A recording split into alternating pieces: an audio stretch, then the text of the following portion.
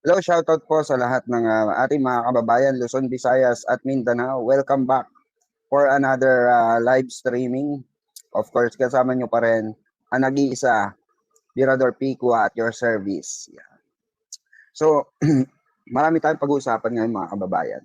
Kailangan ko rin syempre ang inyong opinion regarding on this matter. Dahil nga, palala na ng palala yung sitwasyon ng korupsyon, lumalabas na yung mga tunay no na may sala, 'di ba?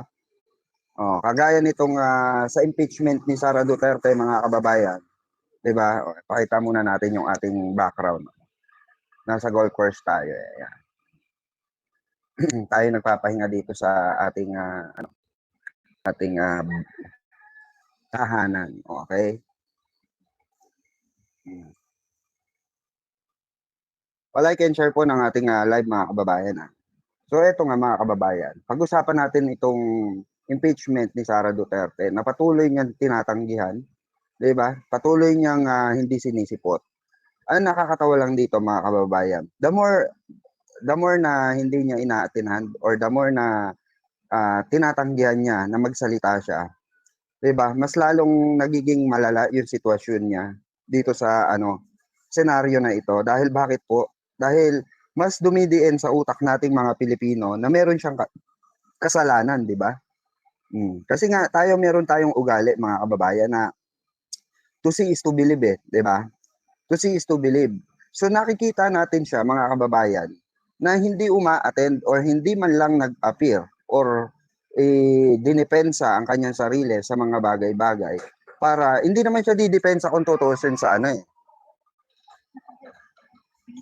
'Di ba? Hindi naman siya didepensa kung tutuusin sa sa camera para linisin yung para may patunayan siya sa camera. Hindi po 'yun eh. Kailangan meron siyang linisin sa sambayan ng Pilipino. Kasi bakit po? Ang kine-question dito ay pera sa lapi po nating mga sambayan ng Pilipino. 'Di ba? Huwag na natin sa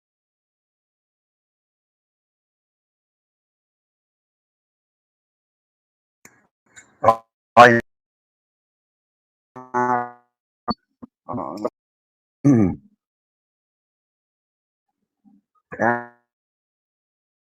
ano, okay na mga kababayan. Pasensya na medyo umina signal natin dito. Kasi nandito tukan ng Sierra Madre. Oh. Hindi, eto nga seryoso mga kababayan. Fact na iniiwasan ni mas pinapatunayan nga raw, 'di ba? Mas lalo siya naiipit sa sitwasyon na dapat kung tutuusin napakadali lang nito mga kababayan, 'di ba? Kung tutuusin real talk mga kababayan. Napakadali lang nito ayusin, napakadali lang nito resolbahin kung tutuusin ng impeachment ni Sara Duterte, 'di ba? Kung siya ay haharap at sasabihin yung katotohanan, 'di ba? Oh. Kung hindi siya nagnakaw or wala siyang tagong yaman, ipapaliwanag lang naman niya 'di ba? Pero bakit hindi niya masagot-sagot ito? Kasi nga lumalabas mga kababayan sa hatol na rin sa kanya, 'di ba? Na may grounds yung kanyang impeachment, 'di ba? Na may probable cause itong lahat ng isinampas sa kanya. Dito mas napapatunayan ng saligang batas na may nilabag siyang batas, 'di ba? Bakit po? Dahil nga hindi nga niya maipaliwanag yung tago niyang yaman, as simple as that mga kababayan ko. 'Di ba? For example ako, oh, inano ako, sinabihan ako na ako ay magnanakaw. Oh. Natural lang mga kababayan, patunayan ko 'yan. Papatunayan ko sa sambayan ng Pilipino na ako ay hindi ako magnanakaw, 'di ba? Kasi ang hirap sa mga Duterte na ito, especially kay Sara Duterte mga kababayan. Ang yabang-yabang parang tatay niya. Nung una yabang, 'di ba? Tapos ngayong may probable cause, nakitaan ng probable cause itong isinampang impeachment laban sa kanya.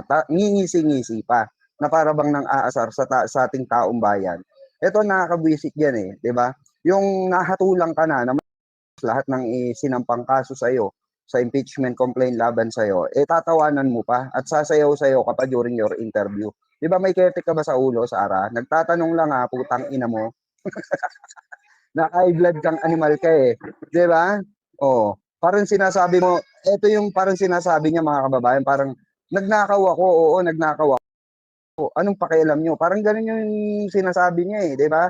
Doon sa interview sa kanya eh, ngingisian lang niya. Yun na ang nakakaano dito, mga kababayan, yung ngisi niya na parang nangaasar pa sa taong bayan, 'di ba? Oh. Yung ba ay tama bilang isang vice presidente, yung ba ay tamang asal na ipinapakita mo Pilipino? 'Di ba? Ako kung tutuusin mga kababayan, ako nagagalit ako dahil harap-harapan na tayo ninanakawan. Pero itong mga taong ganid sa salapi, kagaya ni Sara Duterte, ay parang hindi tinatalaban po ng hiya. Imagine niyo pagkain nila, kinakain nila mga kababayan, kinakain ng pamilya ni Sara Duterte. Imagine galing sa drug lord, galing sa na-share ko na diyan, galing sa drug lord, galing sa mga 'di ba, sa mga nakaw. Imagine niyo, tayo mga kababayan lumalaban tayo ng patas dito sa buhay. Imagine niyo nag-vlog tayo rito. 'Di ba? 24/7 tayong nag-a-upload nag-a-upload yung editor ko, 'di ba? Para may sahurin tayo dito sa YouTube. Itinatalakay natin yung mga ganitong klase ng issue para mamulat yung sambayan ng Pilipino, mga kababayan, na hindi dapat, 'di ba? Hindi dapat tinotolerate yung mga ganitong klase ng krimen. Krimen ito mga kababayan, ang pagnanakaw po ay krimen. 'Di ba? Oo, Sarah? 'Di ba? Oh. Krimen ito mga kababayan, imagine niyo, nakakatulog pa sila ng maayos niyan. Imagine niyo yung mga anak, pamilya ni Sara Duterte, 'di ba? Kinakain, oo, kinakain ng mga hindot na 'yan, 'di ba? Pera ng taong bayan. Pero nasisikmura nila. Grabe no mga kababayan, grabe talaga yung kapal ng muka. Hindi tayo nanguhusga rito mga kababayan. Yan ay facts. 'Di ba? Facts po 'yan. Yan po ay merong tawag dito, merong pinaghugutan 'yan. Yan tinatalakay natin dito. Merong pundatos lahat 'yan. Yan po ay napapanood natin, nakikita natin, naibabalita lahat 'yan, yung tinatalakay natin dito. 'Di ba? Hindi lang basta-basta imbento 'to, mga kababayan. Hindi lang basta tayo nag-iimbento dito para lang maitapik tayo, at hindi rin tayo naninira, mga kababayan. Ito po yung isaksak nyo sa utak, mga kababayan. Hindi tayo naninira dito. Lahat ito ay may fact check. Dumaan po ito sa legal. Itong tinatalakay natin dito ay dumaan po sa legal. At napatunayan po na meron siyang unexplained ungotten wealth, mga kababayan. At inilatag nga po ni Senator Sani Trillanes yung mga evidence na kung saan, 'di ba, ay may mga pumapas sa kanyang pera na hindi maipaliwanag mismo ng kampo ni Sara Duterte. Ito sa tingin nyo ba, pagka nagpaliwanag si Sara Duterte sa social media, sa press conference, sa tingin nyo maabsuelto siya? Di ba putang ina hindi naman? Ba? Kailangan mo paliwanag sa sambayan ng Pilipino, naka-under oath ka. Di ba? Ginagawa tayong tarantado minuto dito ng mga hayop na yan di ba? Which is yun yung pinapa-emphasize natin sa taong bayan. Hindi tayo kailangan magbulag-bulagan dito sa ganitong pagnanakaw. Nakawan to ng kaban ng bayan, nakawan to.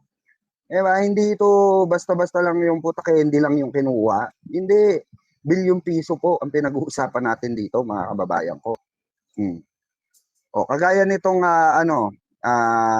pinapaling nila, 'di ba? Para matabunan yung issue impeachment complaint, para matabunan yung issue sa mga pagkakasala ni Sara Duterte. Inuungkat nila yung kay Zaldico regarding sa pagkakahuli kay Zaldico sa Czech Republic. Kung hindi ba naman mga tanga, tarantado, siraulo itong mga DDS na ito, kagaya ng amo nilang si Sara Duterte. 'Di ba? Kung gaano ba naman kabuang itong mga ito na hindi maintindihan yung salitang nahuli sa naaresto, mga kababayan, 'di ba? Lalo na itong retired general na yudipunggol na ito, itong hinayupak na tanga rin itong animal na turingan kang retired general, 'di ba? Naturingan kang retired general, 'di ba? Tapos ang utak mo, 'di ba, may sipon. 'Di ba? May sipon ang utak ng mga animal. O bakit po? Mungkatin nyo na ipa-emphasize sa sambayan ng Pilipino, no, na naaresto raw si Zaldico at nagpapalusot daw si Yussi Claire at ang ating administrasyon dahil daw nagkamali daw ang fake news daw yung nilabas ng ating mahal na Pangulong si Bongbong Marcos. Ay hindi po fake news yon, mga kababayan. Ang katotohanan nga, 'di ba? Ang sinabi mismo sa balita, pumunta ron ang mga nasa press, 'di ba? At pumunta po ang kinatawan ng bansang Pilipinas.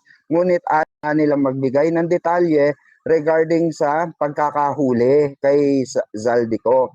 Basta ang sinabi lang nila, pumasok si Zaldico, gustong pumasok sa Czech Republic, ngunit yung kanyang papel ay kulang po. Kaya po hindi siya napapasok at siya ay nahuli, na-detain po siya. Pero hindi ibig sabihin nun, mga kababayan, ay naaresto. Magkaiba po yung salitang nahuli or definition nung nahuli sa arestado. Pag arestado po, mga kababayan, meaning to say may kaso po yan. Okay, for example, nahuli ka, naninilip ka sa kapitbahay. Nahuli ka lang, pero hindi ka na-aresto. Okay, nahuli ka, nakasilip ka, naliligo yung anak nung sinisilipa mo, sinuway ka nung tatay or nanay na nakahuli sa'yo, hoy, anong ginagawa mo dyan? Bastos ka, manyakis ka. Diba? Nahuli ka. Yung po yun, hindi porke na sinabing nahuli, consider na naaresto. Ang naaresto po, mga kababayan, ay yung pinosasan. Hindi naman po pinosasan si Zaldico. Dinetain po kasi nahuli nga na planong pumasok, no, nagtangkang pumasok sa Czech Republic na kulang po ang data o identity nitong tao na ito. May kakulangan po sa papeles. Mahirap bang intindihin yon, General de Pulpol, 'di ba? Ito si General de Pulpol kasi ang utak, mga kababayan, dinadivert nila yung issue ni Sara Duterte, yung pagnanakaw nito ni Sara Duterte sa taong bayan, 'di ba? Dinadivert nila dito sa issue na ito. Diba? Hindi naman kasalanan ng ating mahal na Pangulo na mahuli si Zaldico diba? Or wala naman basta inireport lang kay Pangulong Bongbong Marcos na nahuli nga si Zaldico sa Czech Republic pero hindi po naaresto ng ating gobyerno. Magkaiba po 'yun, mga kababayan, no? Or hindi naaresto ng Czech Republic, mga kababayan. Hindi po, dinetain siya, pina-comply siya ng mga papeles, ng mga kung ano-ano pa na kailangan para mabigyan siya ng laya. Ganon yon. So, hindi, nag-request pa nga ay France. Kaya nga maraming nagbabatikos ngayon na Pilipino, no, sambayan ng Pilipino sa France. Bakit? 'Di ba? Nangialam itong France sa may kaso nga tong si Zaldico dito. Ang pagkakamali nga lang, 'di ba? Ng Czech Republic, pinaburan talaga nila itong ng France, 'di ba? Na pakawalan si Zaldico. Ibig sabihin, mga kababayan, ganun talaga kalakas itong si Zaldico sa France, 'di ba? O bakit kaya? Ang tanong diyan, bakit kaya? 'Di ba nabalita nga na merong iba't ibang bahay si Zaldico sa France, sa iba't ibang lugar sa France, 'di ba? For meaning to say, mga kababayan, ganun kayaman itong animal na ito, itong mga hindorotot na ito, no? Na imagine niyo, mga kababayan, pera natin 'yon, yung pinagpapakasasaan itong mga taong ito, hindi nila pinaghirapan, yung pinaghirapan natin yung mga kababayan. Kaya ganoon na lang magkandalaite yung mga tao sa pagtugis kay Zaldico dahil nga kaban ng bayan yan, kailangan kailangan na ibalik yan, 'di ba, kung sa nararapat, at tayo ang magtamasa niyan, ang taong bayan ang dapat magtamasa niyan. Pero mungkatin nyo, tangina, kahit si Sara Duterte, mga kababayan, 'di ba, napabalitang di umano bumili ng property sa Dahig. Para mas may malapit daw, tangina. Imagine niyo, mga kababayan, saan galing yung mga yaman nitong mga hayop na ito, 'di ba? Ganun na lang kabilis ang kanilang pag-asenso. Gano'n na lang kabilis ang kanilang pagyaman. Tangina, kayong mga ginagamit nitong mga magnanakaw na 'to, 'di ba? Kayong mga botante, bobotante, kayo ang inaasahan nila para yumaman sila. And imagine yourself, look at yourself right now, mga DDS. Look at your fucking self, 'di ba? Kung ano ang itsura nyo. 'Di ba sabi nga ni Digong, putang ina nyo, wala akong pakialam kung mahirap kayo. Wala akong pakialam kung mamatay kayo sa gutom. Imagine niyo 'yon, tapos masaya pa kayo, natutuwa pa kayo na ganitong klaseng mindset meron ang mga tatakbong presidente ng Pilipinas. Imagine that, mga kababayan, tuwan-tuwa pa kayo kay Sara Duterte na merong ganyang klase ng mindset or pag-uutak. And look at yourself, tangina, halos mamatay kayo sa gutom, halos mamatay kayo sa init, sa arawan, makaraos lang kayo. Hindi kagaya namin mga vlogger. Eto, content lang kami, kikita kami sa YouTube. Kumita kami ng 100,000, 200,000, 50,000, pinakamababa. Okay na kami ron. At least nandito lang kami, nakaupo lang kami rito sa pamamahay namin. And kayo nagtatrabaho para sa mga hindorotot na magnanakaw, kagaya ni Sara Duterte at nila Saldico. Imagine ninyo, tangina, ang sarap-sarap ng kinakain, ang sarap ng buhay, may mga mansyon sa ibang bansa, nakakabili ng property sa ibang bansa. And look at you right now. Tignan nyo yung mga sarili nyo. Diba? Nanggigitata kayo sa dumi para lang makakain ng tama. Lumalabang kayo ng patas para sa pamilya nyo. Tapos lalakawin lang yung pera nyo ng mga hayop na to. Nito ni Sara Duterte sa kanila Saldico, nila Martin Romualdez. Diba? Imagine, kaya nyo sikmurain yun. Kung kaya nyo sikmurain yun, mga kababayan ko, yung mga DDS dyan, kung kaya nyo sikmurain yun, kayo yun, putang ina. Hindi namin kasalanan kung bingi kayo, bulag kayo sa katotohanan na meron tayong vice president na putang inang magnanakaw. Diba? Hindi na namin kasalanan kung bobo kayo at kayo ang nagagamit nila para makapagnakaw sila. Imagine niyo, tatakbo yan sa pagkapangulo ngayon 2028. Tapos putang ina, iboboto nyo pa. Sabi ko nga sa sarili ko, sabi ko nga sa pamilya ko imagine niyo to. Tang ina, 2028 election. Alam mo na magnanakaw. Alam mo na yumaman yan sa pagnanakaw.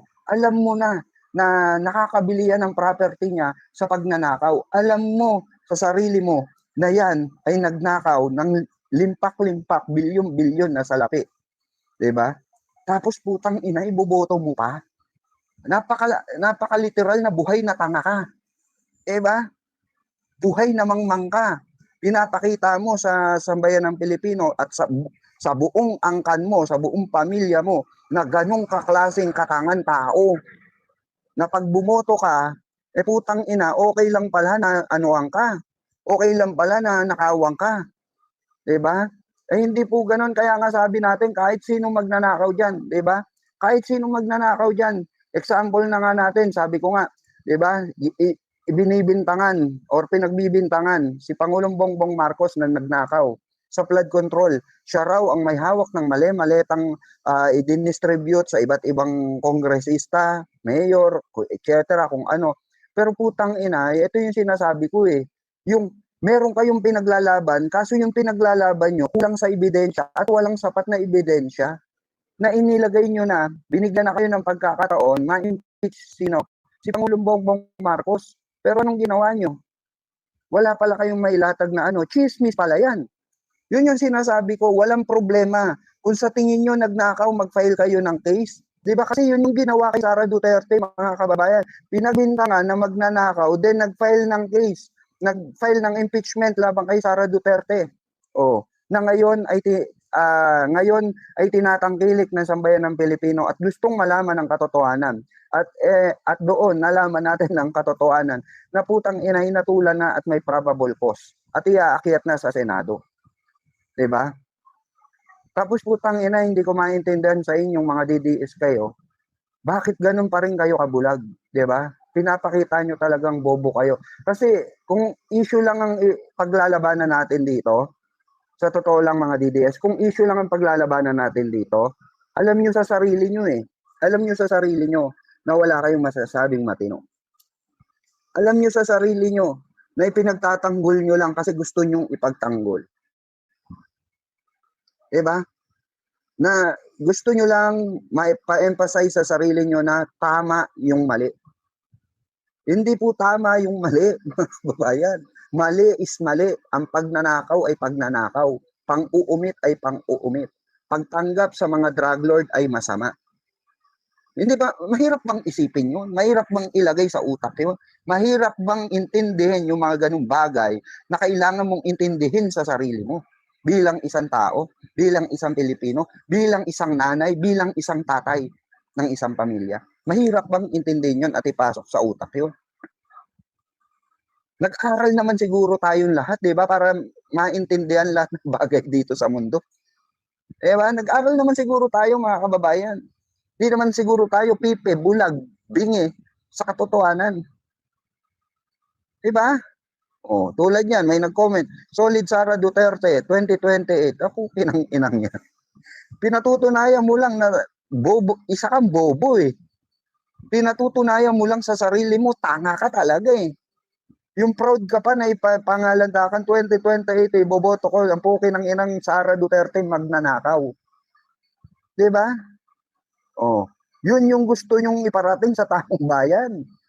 Pero kami rito iba, hindi namin kinukonsinte ang pagnanakaw. 'Di ba? Ano kami sa pagnanakaw? Ha? Lumalabang kami sa mga magnanakaw. Kahit buhay na namin ang katapat. 'Di ba? Kahit buhay na namin na nakataya rito. Dahil bakit? 'Di ba? Gusto namin mamulat ang sambayan ng Pilipino sa tama, hindi po sa mali. Ganun kaming klase ng vlogger. Hindi kami tumitira ng issue at sa isang tao direkta kung wala kami sapat na ebidensya at walang pinangahawakan na datos. Mga kababayan, meron tayo, halos lahat ikaw na nanonood dito, I'm sure may hawak kang datos. May hawak kang patunay, 'di ba? Na may probable cause itong inihain na impeachment labang kay Sara Duterte, hinatulan na nga eh. Diba? Hinatulan na nga sa Kamara para mai-forward sampo sa Senado. Tapos ito naman sa Senado, mga kababayan, ang nangyayari rito, kampihan sa partido, which is mali. Dapat bilang isang 'di ba, senador, bilang isang mambabatas, dapat ikaw ay babase sa mga ebidensya. 'Di ba? Hindi sa dahil kaibigan mo, hindi dahil sa 'di ba? Katulad nito ni Amy, katulad nito nila Marcoleta, katulad nila to ni Robin Padilla, nila Bongo, at kung sino pang Poncio Pilato. Magkakampi-kampihan sila para hindi manalo si Sara Duterte sa impeachment. Imagine that Magkakampi-kampihan sila para mapawalan sala yung magnanakaw. Gaano kabulok ang sistema nitong Senado na ito? Diba? Gaano kabulok yung sistema ng mga mambabatas na ito? Kasi kung ganyan rin lang ng ganyan, putang ina, i-abolish na yung Senado na yan. Diba? Kasi ganun rin lang eh, putang ina, mag-aaksaya tayo ng panahon sa Kamara, tayo na pag-akyat sa Senado, magkakampi-kampihan para lang mapawalan sala yung nagnakaw. Diba? Oh. Yun yung masama eh, yun yung masaklap eh. Oh, ibukas mo mata mo, wag puro shades. Ano bang pakailan mo sa shades ko? Ikaw ba bumili nito? Bakit? Ito ba topic natin? Itong shades ko? Itong shades ko? Ito topic natin? Ayan ang topic natin. Oh, alisin ko sombrero ko. Oh, anong problema diyan? May kaibahan ba sa topic natin? May connect ba to? Ito yung itsura ko, may connect ba sa tinatopic natin? Ha? May connect ba to? Lahat to, appearance ko, meron bang connect sa topic natin sa issue ng pagnanakaw ni Sara Duterte? Tang ina, grow up mga DDS. Tangina, para pa rin kayong bata. Wala na kayong pinagkatandaan. Diba? Tangina, sisitahin mo yung shade, sisitahin mo yung ano.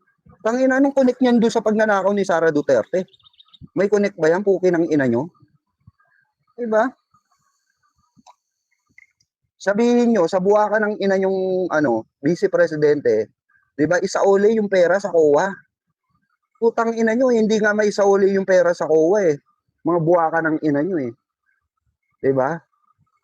Magtatanggol rin lang kayo, magnanakaw pa. Oh, yan ang real talk. 'Di ba pinagtatanggol nyo magnanakaw? Putang ina, okay lang nakawang kayo. Mga tarantado. Tapos papasok kayo dito sa live ko, wala kayong matinong sagot. Wala kayong matinong comment. Tanginang yan. Panggugulo lang ang alam nyo. Kasi ganyan ang mentalidad nyo. Ganyan ang mentalidad nyo, panggugulo lang. Oh. Yan ang ambag nyo sa lipunan, panggugulo. Eh yung ibang tao rito na nanonood dito sa aking live, gusto niyan, anong gusto nila? Gusto nila mamulat sila sa katotohanan.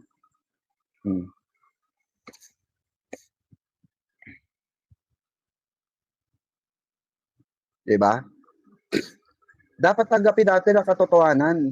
May probable cause yan eh. Pero po tayo na gusto nyo baliin yung yung hinatol sa kanya na may probable cause lahat ng isinampas sa kanyang impeachment. Gusto nyo baliin yun. Putang ina, ano magagawa nyo? Pumunta kayo doon sa Senado, pumunta kayo doon sa Congress, 'di ba? Magsampa kayo ng kaso laban kay Pangulong Bongbong Marcos. 'Di ba?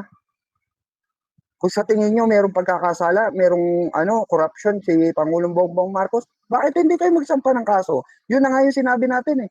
Putang ina, nagsampa na ng impeachment yung mga hindot na yan. Nung hinanapan sila ng kamera ng resibo or ng tawag dito, ebidensya, mga kababayan, putang ina, walang mailabas na ebidensya. Ano ito, lokohan?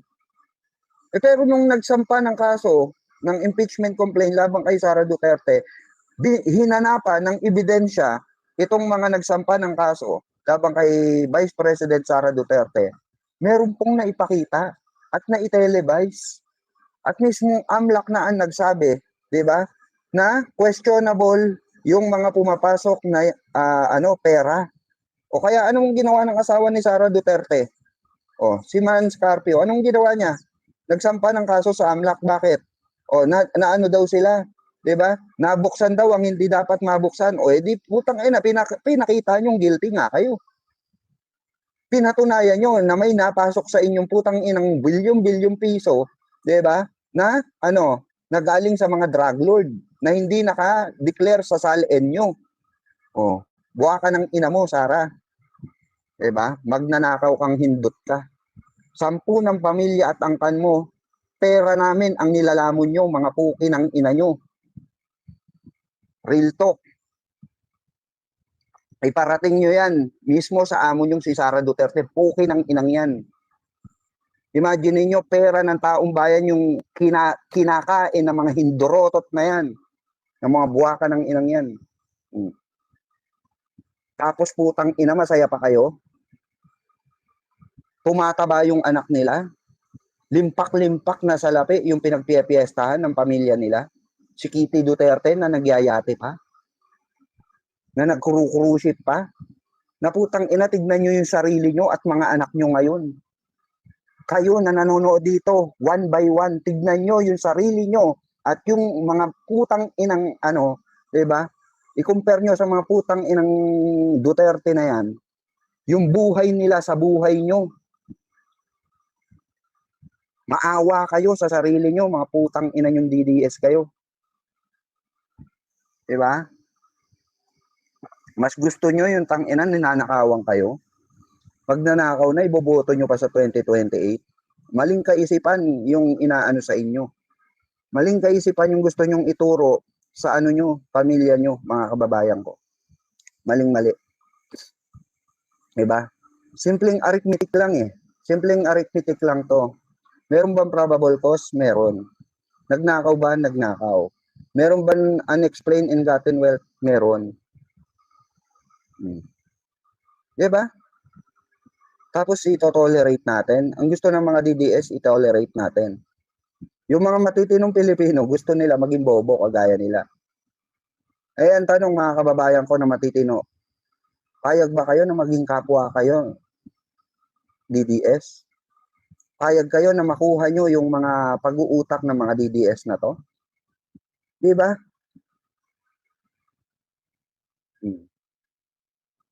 Correct, pinagtatanggol ni magnanakaw kung may masamang mangyari sa kanila, hindi naman sila, matutulungan ng puo nila. Correct. Correct ka dyan, Ma'am Joylyn.